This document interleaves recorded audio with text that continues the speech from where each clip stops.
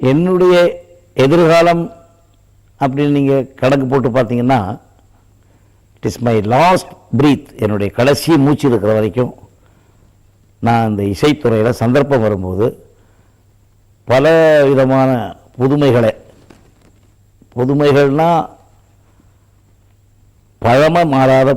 பழமை மாறாத புதுமைகளை செய்யணும்னு ஆப்பர்ச்சுனிட்டி இன்னும் எதிர்பார்த்துட்ருக்கேன், சந்தர்ப்பத்தை எதிர்பார்த்துட்ருக்கேன்.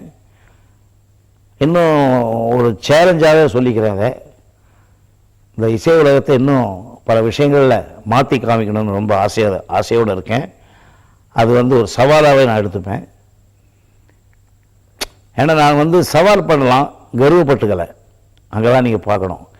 ஏன் நான் அந்த சவால் விடுறேன்னா, எனக்கு என் மனசுக்குள்ளே எவ்வளவோ என்னென்னமோ மியூசிக்கை பண்ணணும், என்னென்னமோ ஐடியா பண்ணணுங்கிற எவ்வளவோ நினச்சிட்ருக்கேன். என்னுடைய கடைசி மூச்சு இருக்கிற வரைக்கும் இந்த இசைக்காக புதுமைகளை பண்ணிக்கிட்டே இருப்பேங்கிறத நான் உறுதியாக சொல்லிக்கிறேன்.